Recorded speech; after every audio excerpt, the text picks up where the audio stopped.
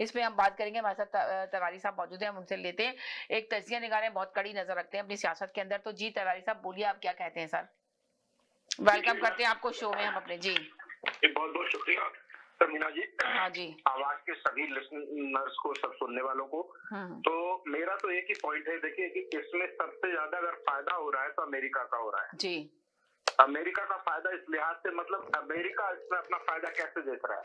उनका वाकई फायदा नहीं हो रहा है लॉन्ग टर्म के लिए, और नहीं हो रहा है, लेकिन शॉर्ट टर्म में वो जो देख रहे हैं कि ये वार से क्या होता है। हाँ जी। जो सबसे बड़ी जो अमेरिका की मिलिट्री माइट है, जो वहाँ की मिलिट्री जो बिजनेस है, जो कि हथियार बनाते हैं, सबसे बड़ा फायदा उनका है। अच्छा, हमारे साथ इरफान भाई एक तजिया निगार है, उन्होंने भी हमें ज्वाइन कर लिया। तो मैं चाहूंगी कि वो इस स्टूडियो के नंबर पे आ जाएं ताकि उनको आवाज आपकी क्लियर समझ में आए। 647-484-0018 पे प्लीज आप आ जाएं, ज्वाइन करें हमें। जी जी। तो मैं आपसे ये कह रहा था कि इसके अंदर में एक इंडस्ट्री जो चल रही है ना जी, इरफान भाई स्टूडियो के नंबर पे आ जाएं प्लीज। जी वार इंडस्ट्री है जी, जहाँ पे लड़ाइयाँ हो रही हैं, मतलब हथियार, देखिए हथियार दोनों हर तरफ जा रहे हैं जी। और हथियार, और ये अमेरिका का बहुत पुराना धंधा रहा है। सेकेंड वर्ल्ड वार में भी उनका यही धंधा था जी, जिसको उसके बाद में इनकार किया था, क्योंकि वो सप्लाई बना करके भेज रहे थे हथियारों की जी।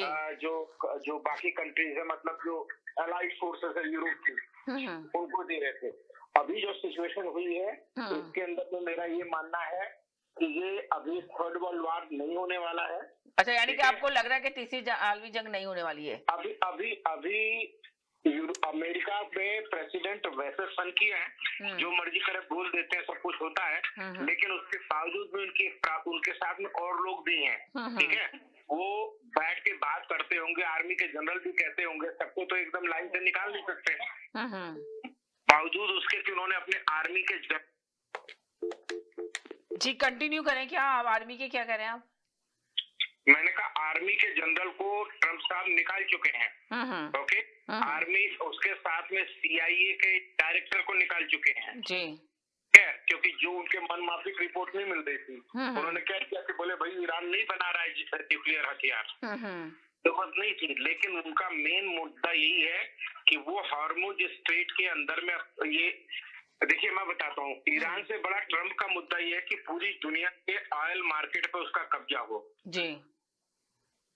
मेन काम ये है, और उसके लिए वो अभी हॉर्मुज की बात हो रही, उसके साथ में इंडोनेशिया और मलेशिया के साथ में मलक्का जो है, जो वहां पर है स्ट्रेट या जल डमरू मध्य बोलते हैं उसको, जहाँ से निकल के जाते हैं जहाज, वो हिस्सा है। फिर रेड सी है, तो वो चाहते हैं कि दुनिया के ऑयल मार्केट पर उनका कब्जा हो। वेनेजुएला पर उन्होंने लगभग कब्जा कर लिया है।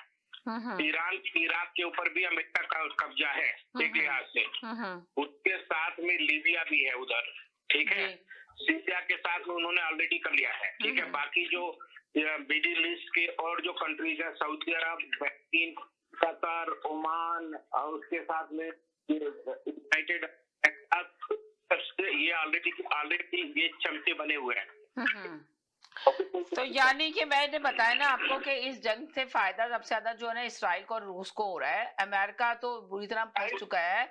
अमेरिका तो चाह रहा है किसी न किसी तरह ये जंग बंद हो जाए, और ईरान जो है, ईरान भी अब चाहता है कि जंग बंद हो जाए। मगर ईरान ने ये कहा है कि मुझे गारंटी चाहिए, और ईरान ने ये कहा है कि जितना हमारा नुकसान हुआ है वो हमें हमारा नुकसान पूरा करें, और हमें किसी गारंटी चाहिए। तो अब ये सवाल पैदा होता है कि गारंटी ईरान को कौन, वो तो चाइना की गारंटी मांगते हैं। चाइना अगर गारंटी देने के तैयार है और अमेरिका तैयार है इस चीज के लिए, तो ये सब चीजें हो सकती है। मगर ऐसे कुछ नजर नहीं आ रहा। फायदा इस जंग से नुकसान ज्यादा नजर आ रहे हैं पूरी दुनिया के अंदर। तो सवाल ये पैदा होता है कि कितने नुकसान होंगे पूरी दुनिया में। आप क्या देखते हैं कि ये जंग बंद नहीं हुई है, होती है तो अभी उसे पोस्ट किया गया है। जी मैं ये बता रहा हूँ, अंदर में चाइना गारंटी नहीं देगा, क्योंकि अभी जो भिड़न वाली थी जो रुक है, जिसमें अमेरिका ने आवाज कट रही है, आवाज चीन की। जी हेलो, हाँ जी बोलिए।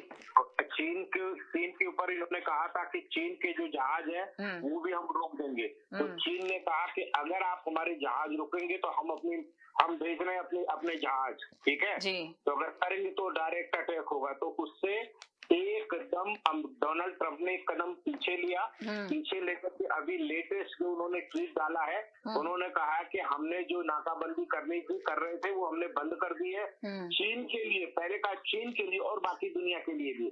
और ये चौधरी साहब ने भी हमें ज्वाइन कर लिया है। जी जी जी। फिर कहा कि मैं दोबारा अभी नहीं होगा। तो अभी देखिए एक अंग्रेजी में कहते हैं कि कैट एंड माउस का गेम, बिल्ली चूहे का गेम चलता रहेगा ये।